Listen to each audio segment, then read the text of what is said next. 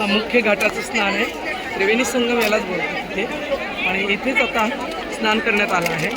हे स्नान करून थोडा वेळ मिळाला तर आपल्या सर्वांना हे इथून दर्शन घडवण्याचा प्रयत्न करत आहे.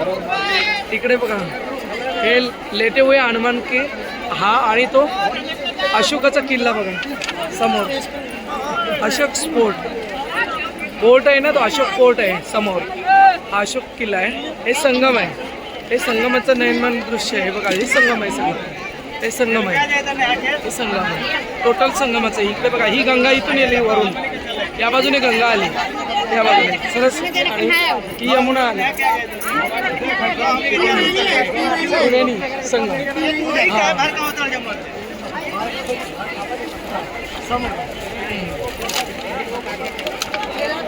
हा पहा तुम्ही बघत असेल इथेच घाटाजवळच खूप मोठं हे झालं होतं. इथेच